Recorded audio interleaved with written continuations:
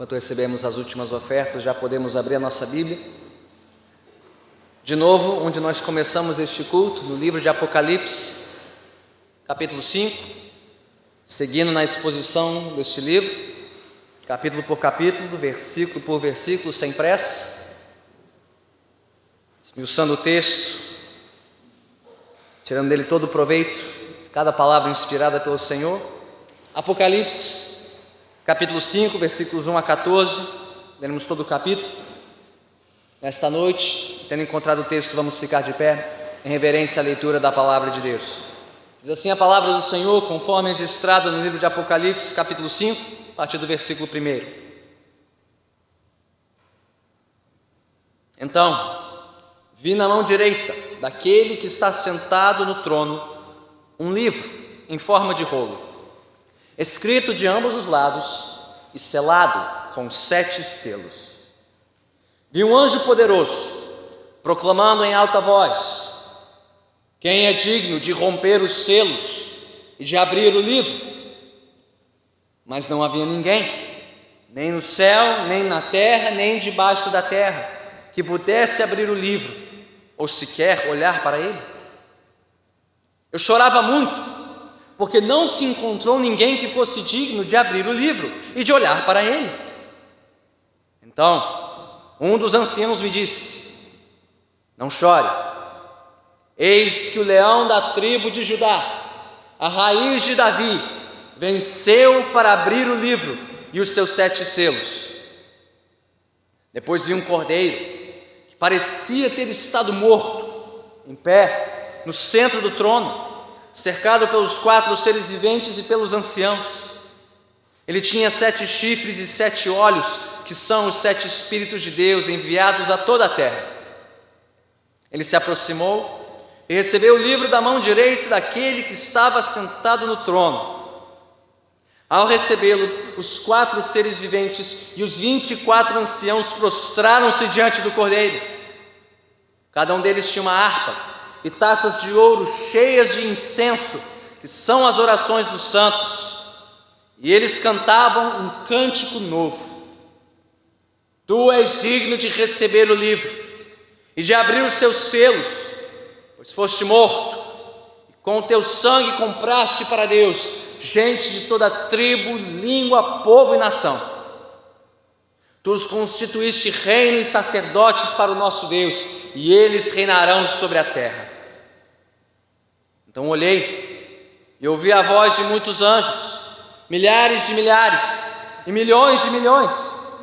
Eles rodeavam o trono, bem como os seres viventes e os anciãos, e cantavam em alta voz: digno é o cordeiro que foi morto de receber poder, riqueza, sabedoria, força, honra, glória e louvor.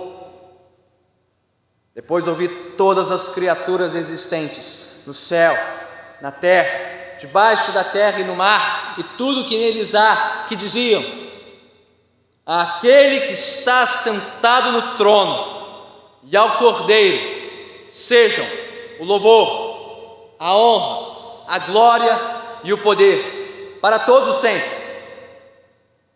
Os 4 seres viventes disseram: amém. E os anciãos prostraram-se e o adoraram. Louvado seja o Senhor. Da sua palavra oremos mais uma vez.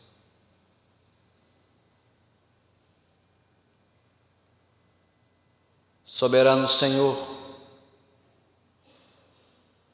Jesus Cristo, Rei dos Reis, diante de quem estamos nesta noite, tu que venceste para abrir o livro, cumprir o plano soberano do Pai na história, abre nesta noite o nosso entendimento para compreender tua santa palavra. Abre também o nosso coração para receber com arrependimento, fé e obediência os teus santos oráculos. E por fim, abre a nossa boca para respondermos em louvor a Ti, diante de tamanha revelação entregue ao Teu servo o apóstolo João. Tu que tens os 7 chifres, os 7 olhos, os 7 espíritos enviados por toda a terra, envia o teu Espírito agora sobre nós, capacitando-nos para sermos tuas fiéis testemunhas deste mundo. Assim nós oramos, em nome de Cristo Jesus, o Senhor. Amém. Podemos assentar.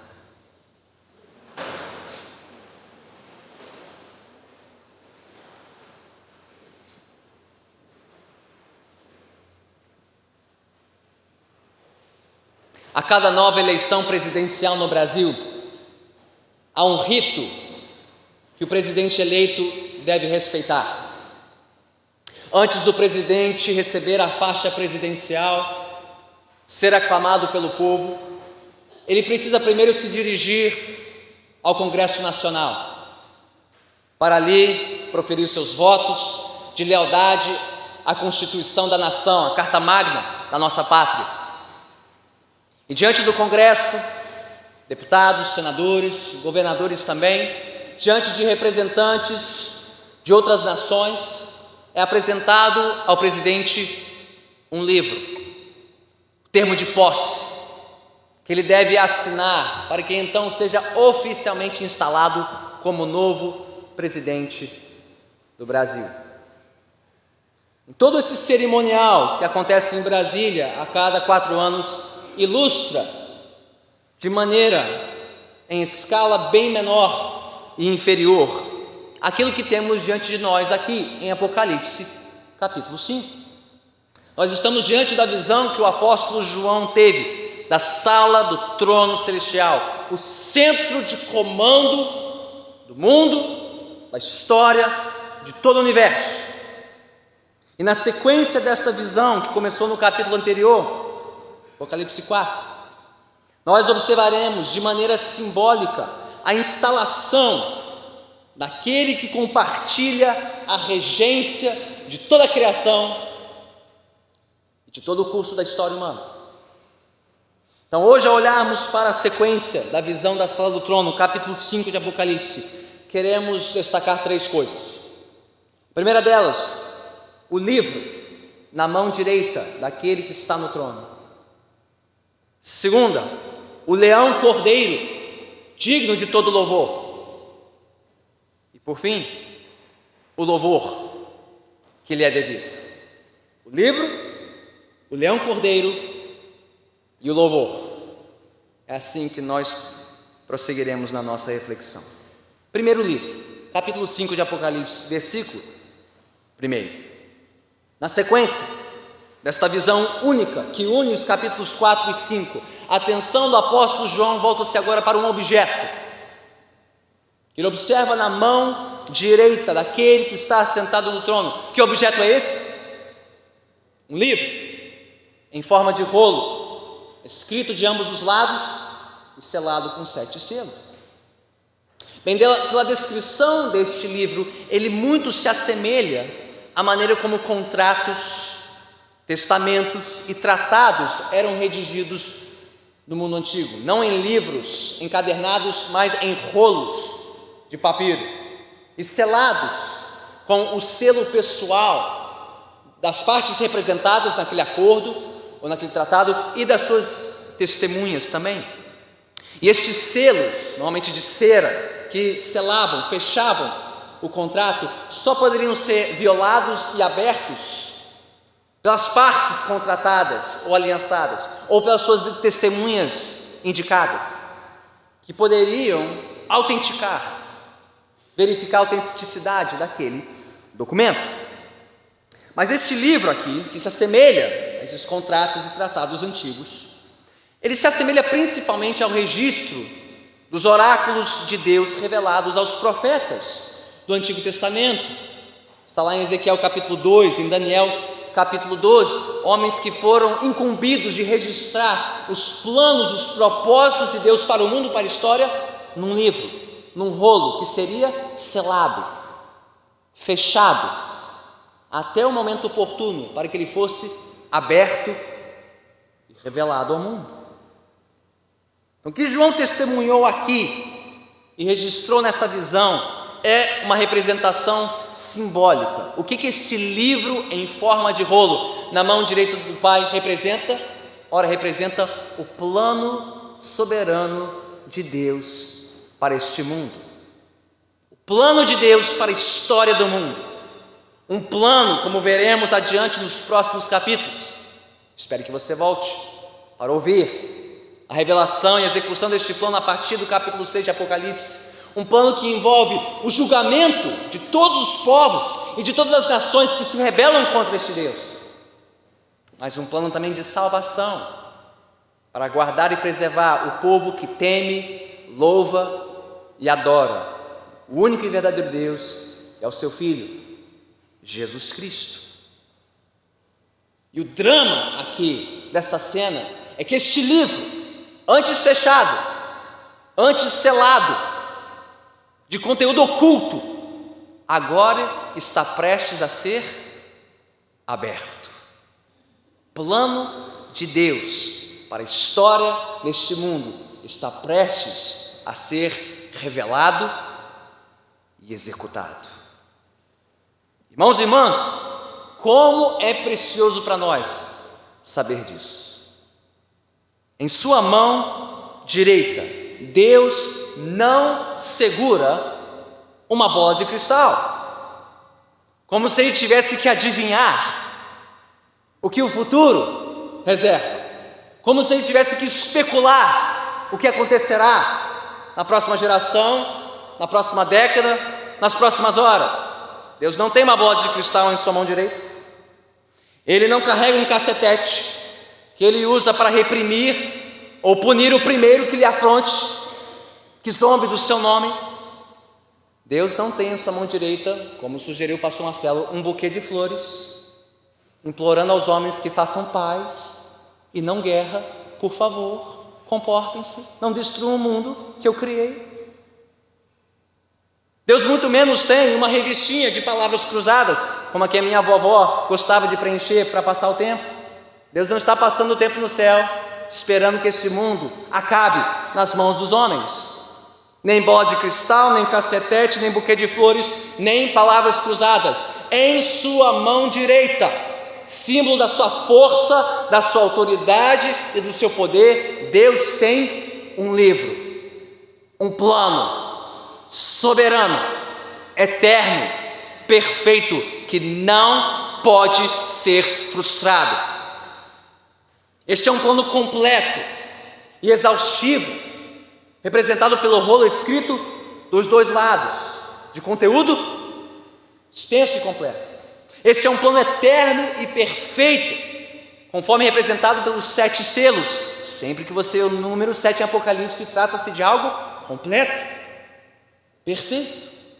O Senhor Deus, que está sentado no trono celestial em glória, Ele tem um plano completo, um plano eterno e um plano perfeito para cada um de nós, para mim, para você, para a sua família, para esta igreja, para este país, para cada nação desta terra, para todas as nações, todos os povos da terra.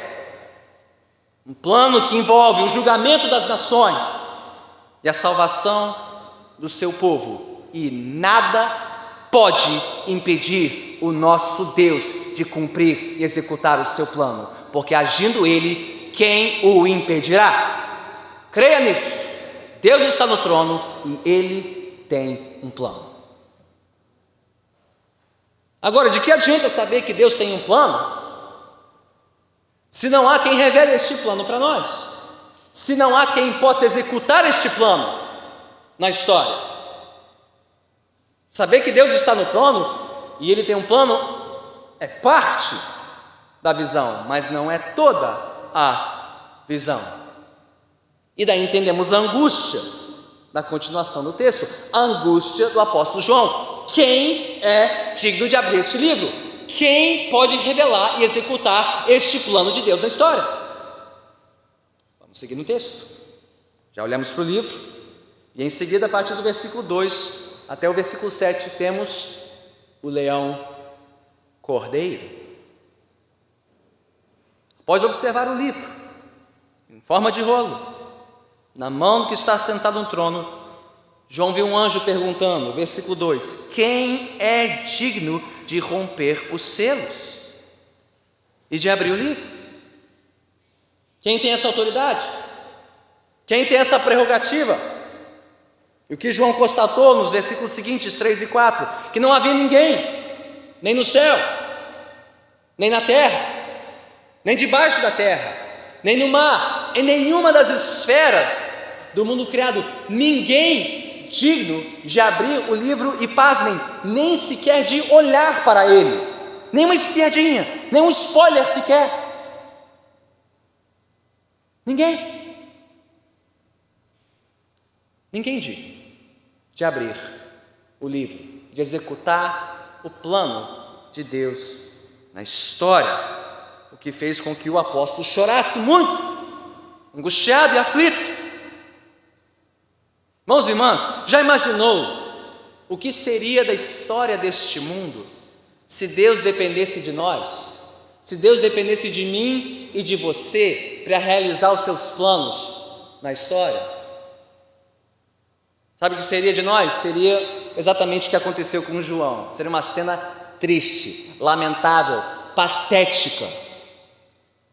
Já imaginou Deus dependendo de nós para cumprir o seu plano na história?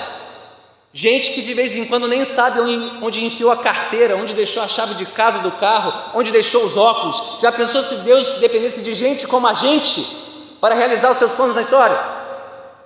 Seria patético, seria trágico, angustiante. Que mundo miserável seria esse se Deus dependesse de nós para realizar os seus propósitos?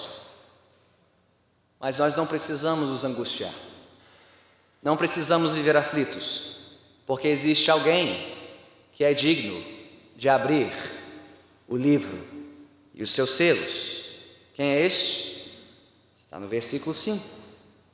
Então um dos anciãos me disse: não chore, eis que o leão da tribo de Judá, a raiz de Davi, venceu para abrir o livro e os seus 7 selos. Que imagens são essas? Leão da tribo de Judá, raiz de Davi. De onde vêm esses títulos?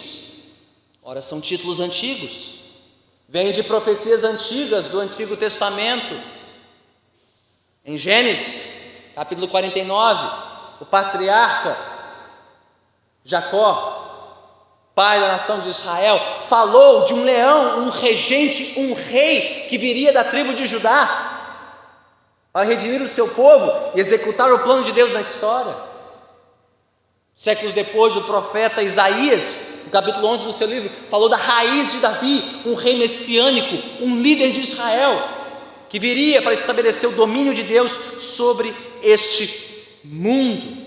E aqui ele está revelado a nós, a esperança de Israel, o profetizado por Isaías, o leão da tribo de Judá, a raiz de Davi, Jesus Cristo, a quem Deus Pai conferiu todo o poder e toda a autoridade para governar todo o mundo e todo o universo, nos céus, na terra e debaixo da terra. Ele é o rei, ele venceu, ele pode abrir o livro, ele veio para executar os planos de Deus na história. Mas como? Como este rei venceu? Como ele recebeu autoridade para executar o plano soberano de Deus na história? A resposta está na imagem seguinte da visão, versículos 6 e 7. Está na imagem do cordeiro, que parecia ter estado morto, em pé no centro do trono. Em um dos contrastes mais chocantes de toda a Bíblia, João enfim viu aquele de quem ele tinha ouvido falar. Não sei se você notou isso. No verso 5, ele ouviu do ancião a respeito de um leão. Mas no versículo 6, quando ele olha para o trono, ele não vê um leão, ele vê um cordeiro, como que imolado, como que desfigurado, como que já tendo sido morto. Um leão forte, poderoso, majestoso, conquistador, vitorioso, digno de abrir o livro, mas que é um cordeiro fraco, manso, frágil, delicado até. Cordeiros não sentam em tronos, cordeiros deitam em altares de sacrifício. Então o que este cordeiro está fazendo no trono próprio de um leão, de um rei? Ele não deveria estar no trono, mas no altar, como no templo de Jerusalém, onde cordeiros eram sacrificados ao Senhor. Mas aqui está a reviravolta, na visão de João. Ele contemplou o leão cordeiro, o rei servo, o Senhor que se fez sacrifício por nós, e tudo isso conforme o plano de Deus. Tudo isso escrito nas páginas do livro, na mão direita daquele que está sentado no trono.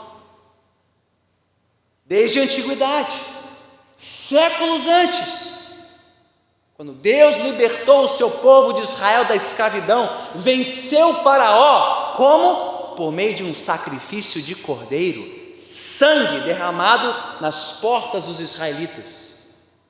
Vitória por meio de sacrifício.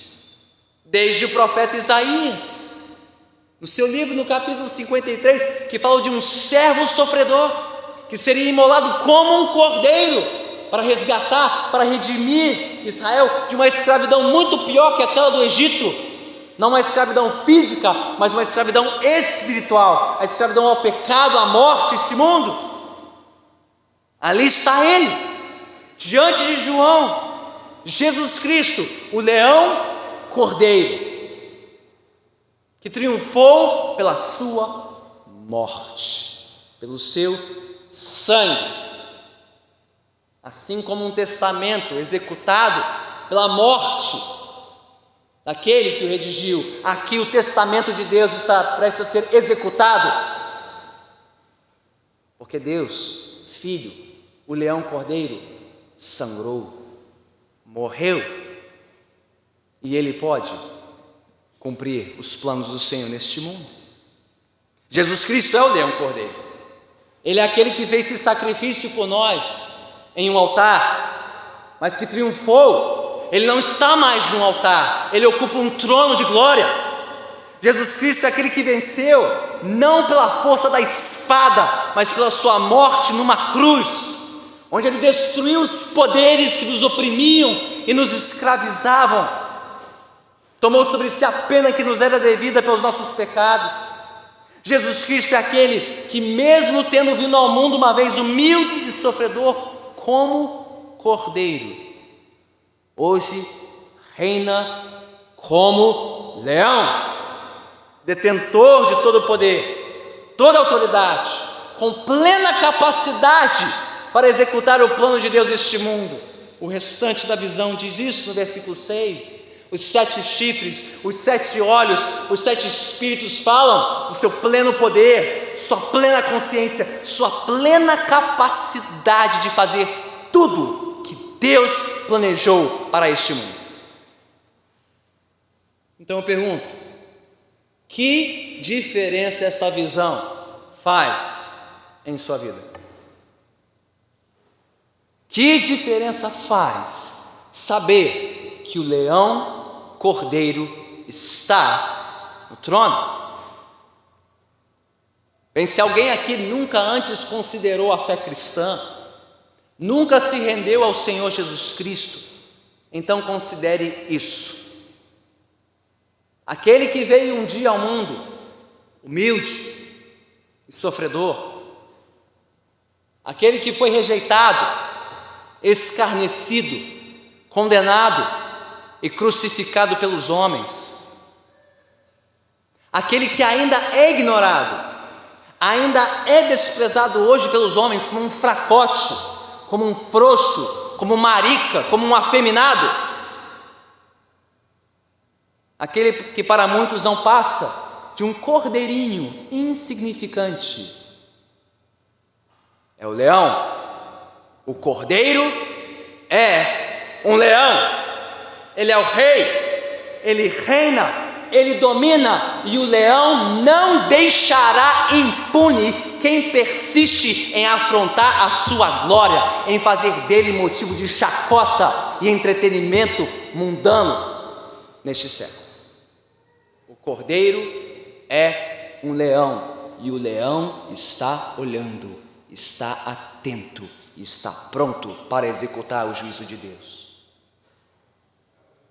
Então, se houver alguém aqui que ainda não se rendeu ao leão, que não se rendeu à raiz de Davi, não se rendeu ao Rei dos Reis, faça isso agora. Arrependa-se do seu pecado, arrependa-se da sua zombaria e da sua afronta, da sua ignorância. Renda-se ao Rei Jesus com arrependimento e fé para a preservação da sua alma. Mas para nós que já consideramos, nos rendemos a este rei, consideremos isso também. O cordeiro, que é leão, é também um leão que é cordeiro. Aquele que reina em majestade e glória, soberano sobre céus e terra. Aquele que recebeu do Pai poder e autoridade sobre todos os povos e as nações deste mundo. Aquele que um dia virá sobre as nuvens para encerrar a história, para julgar a todos nós. O leão é também o nosso cordeiro. O Senhor se fez servo por nós. O soberano sacrificou-se por nós. Ele deu a sua vida para perdoar a nossa rebeldia, remover a nossa culpa e reverter a nossa sentença condenatória. Então, que mais o nosso Senhor e Salvador Jesus Cristo, o leão cordeiro, não fará para nos guardar e nos preservar neste mundo? Mesmo que soframos por um tempo, assim como Cristo sofreu, como cordeiro, na sua primeira vinda, se nós perseverarmos em nossa confiança nele, nós venceremos e reinaremos com Ele. Aconteça o que nos acontecer, irmãos e irmãs, lembremos, o Cordeiro está no trono. Jesus Cristo, Cordeiro de Deus, está no trono, e nada pode nos separar do seu soberano amor por nós. Então, tendo nos mostrado o livro, tendo nos apontado para o leão cordeiro, o que mais João viu e ouviu na sala do trono celestial? E o que esta visão exige de todos nós? Em uma palavra: louvor. É assim que João encerra a sua visão da sala do trono, com louvor. O livro e o leão cordeiro despertam louvor.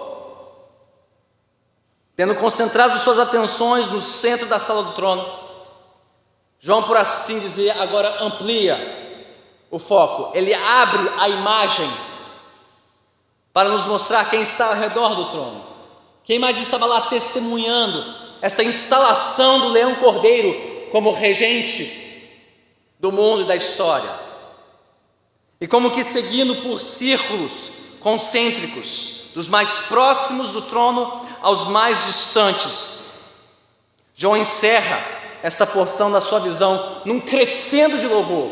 As vozes vão crescendo em número e vão crescendo em intensidade agora até o fim deste capítulo, num grande coral cósmico. Imagine comigo um grande coral cósmico, como se você estivesse num estádio, e ali no centro, na arena, no gramado, diante de toda a plateia, o leão cordeiro recebendo daquele que está sentado no trono o livro, e de repente as luzes das arquibancadas antes apagadas, para não tirar o foco do que está no centro do trono, de repente vão se acendendo pouco a pouco, e um grande coral é revelado. Começando pela primeira sessão, a sessão dos 4 seres viventes e os 24 anciãos, eles estão aí nos versículos 8 a 10. Os representantes do povo de Deus e a ordem da criação, imbuídos de harpa e taças de ouro cheias de incenso, representando o louvor e a oração do povo de Deus. Primeiro, esta sessão canta. João registra primeiro o seu louvor, e há aqui um casamento lindo entre as duas metades desta visão, porque no capítulo 4, o que estava sentado no trono, Deus Pai, é que foi declarado digno de receber o louvor. Está lá no capítulo 4, versículo 11. Mas agora no capítulo 5, versículo 9, é o cordeiro, é o leão cordeiro que recebeu o livro, que é declarado digno de receber louvor, tendo a mesma autoridade que o Pai, tendo a mesma honra, a mesma glória, o mesmo poder, pois pelo seu sacrifício, pelo seu sangue, ele adquiriu para si um povo dentre todos os povos, tribos, línguas e nações da terra. E se antes Deus havia designado apenas um povo, o povo de Israel, para esta função de reis e sacerdotes, de representantes seus neste mundo, agora este povo cresceu em tamanho, cresceu em fronteira, além das fronteiras de Israel. Agora é gente de toda tribo, toda língua, todo povo, toda nação, toda etnia, toda raça, toda cor, todos chamados para pertencer a este povo e louvar o Cordeiro e reinar com ele. É o que diz o versículo 9 e 10. Tu és digno de receber o livro e de abrir os teus selos, pois foste morto, e com teu sangue compraste para Deus gente de toda tribo, língua, povo e nação. Tu os constituíste reino e sacerdotes para o nosso Deus, e eles reinarão sobre a terra. A primeira sessão do coral cósmico cantou. Vem a próxima, e essa em número muito maior. Não 4 seres viventes e 24 anciãos, mas versículo 11 fala de milhares e milhares de anjos, milhões e milhões até, uma multidão incontável de seres celestiais cercando o trono e declarando que o Cordeiro que foi morto é digno de receber o perfeito louvor devido somente a Deus. Eles mencionam aqui no versículo 12 7 coisas, 7 propriedades, o louvor completo pertencente a este Cordeiro. Digno é o Cordeiro que foi morto de receber poder, riqueza, sabedoria, força, honra, glória e louvor. E como se o coral não fosse grande o suficiente, a última sessão se apresenta, e esta envolve toda a criação, versículo 13 em diante. Todas as criaturas, todas elas, todas as aves do céu, todos os animais selvagens e domésticos da terra, todas as criaturas aquáticas e marítimas, todas elas, tudo o que neles há, entronizando aquele que está sentado no trono e o Cordeiro, num grande finale dos capítulos 4 e 5, toda a criação adorando o Senhor Criador e o Senhor Redentor, o que está sentado no trono e o Cordeiro, recebendo louvor, honra, glória e poder para todo sempre, sendo chancelados pelos seres viventes e os anciãos prostrados em adoração. Irmãos e irmãs, fechando esta visão gloriosa, que impacto este coral cósmico deve ter sobre nós? Tendo visto a descrição, tendo ouvido o seu louvor, que diferença tudo isso deve fazer na sua vida? Hein? Alguém aqui cansado? Alguém aqui desanimado na fé? Alguém aqui frio, indiferente na sua devoção ao Senhor?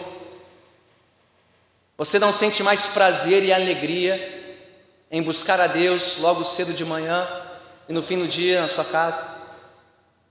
Você não tem mais disposição e ânimo para reunir a família em culto a Deus no seu lar.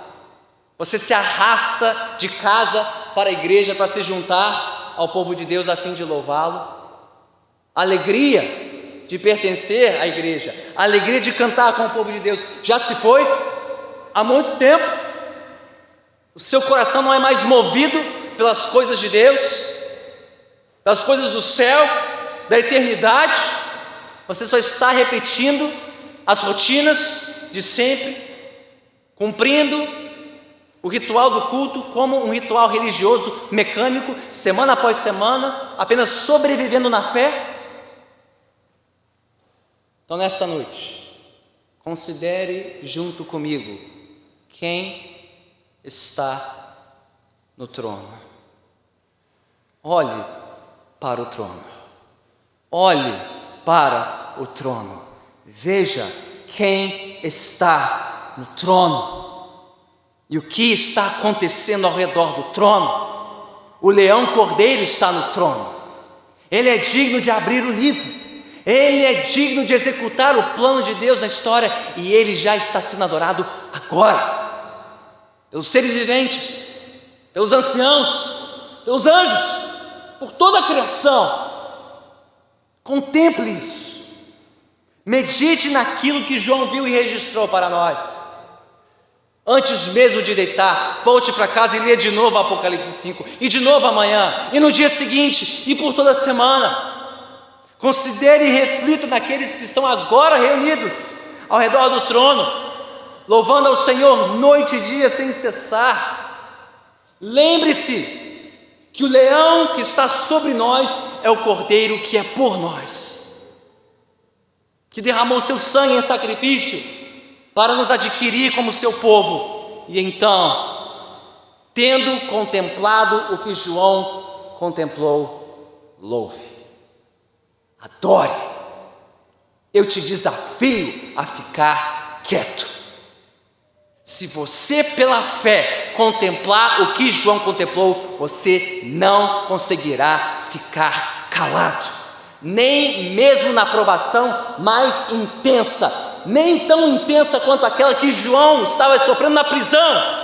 Ele está preso, ele está encarcerado, mas o que ele viu foi suficiente para adorar o Senhor, para engrandecê-lo e louvá-lo, independente das suas adversidades e aflições. Então pare de considerar apenas suas circunstâncias, pare de olhar somente para suas dificuldades, pare de olhar apenas para suas provações, para suas privações e para suas tentações. Pare de considerar apenas suas fraquezas, suas limitações, seus tropeços, suas insuficiências. Pare de olhar para você e passe a olhar para Ele. Olhe para Ele, considere Ele, a glória dEle, o poder dEle, a autoridade dEle, a soberania dEle acima da sua. Olhe para Jesus, olhe para o Rei, olhe para o Leão Cordeiro. Ele é suficiente, Ele é poderoso, Ele está no controle, não você, não eu. Ele é quem comanda a história, Ele é quem cumpre os planos de Deus. Então passe a considerar as suas aflições, as suas provações, as suas dificuldades como oportunidades para ver o poder dele em ação, para ver a sabedoria dele em ação. Pare de considerar isso como um grande obstáculo na sua jornada. Considere isso como uma grande oportunidade para honrar e glorificar o leão cordeiro que está no trono. Então louve, ore. Ah, pastor, não sei, parece que as minhas orações não passam do teto. Quem disse? Está lá no versículo 8, taças de ouro cheias de incenso, que são as orações dos santos. Não existe oração que não passa do teto, está lá agora, suas orações e as minhas, o nosso louvor adentrando os céus, mesmo quando nós não enxergamos nada aqui na terra.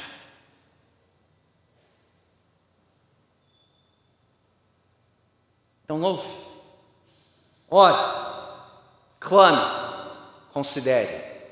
Ele está no trono. Mas há alguém aqui que ainda está incrédulo quanto ao louvor devido ao Senhor Jesus Cristo, o louvor devido ao leão cordeiro, digno de abrir o livro e os seus selos. Então saiba que neste mundo carente de ordem, de direção, de rumo, neste mundo que ainda clama por redenção e salvação, não existe César, não existe imperador, não existe rei, não existe presidente que possa fazer o que só Jesus Cristo faz. Não existe ministro da economia, não existe ministro da justiça, não existe ministro da saúde, ou da educação, ou da ciência, ou da tecnologia, dignos da esperança e do louvor devidos somente ao Senhor Jesus Cristo. Por mais que muitos neste país ainda estejam à procura de um salvador da pátria, nós sabemos que só existe um salvador de fato deste mundo.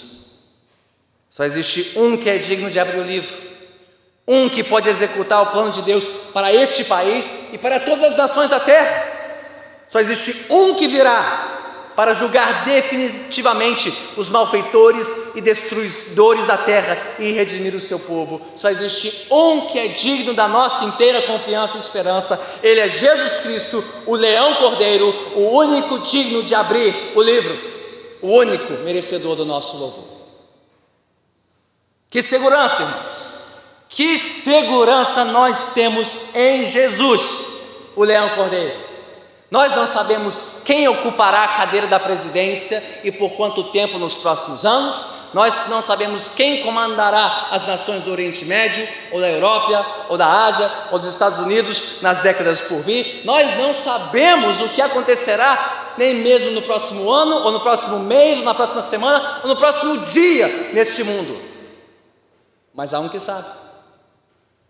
O livro está na mão dele. Ele está no controle. Nós sabemos quem está no trono, reinando em glória e conduzindo a história do mundo até o seu fim, em favor de nós, o seu povo. Jesus Cristo é o Rei dos Reis, Ele é o Senhor dos Senhores, só Ele é digno da nossa adoração. Então a Ele, somente a Ele, sejam a glória, a honra e o louvor, hoje e para todo sempre. O povo de Deus diga amém. Vamos orar. Sim, Senhor, Tu estás no trono.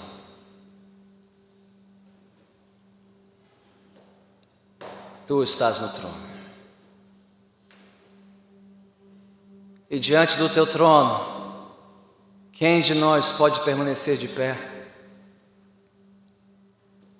Tu que és adorado nos céus por milhares e milhões de anjos, adorado por toda a criação, pelos santos em glória, Teu povo comprado por alto preço. Grande és Tu, digno de todo louvor.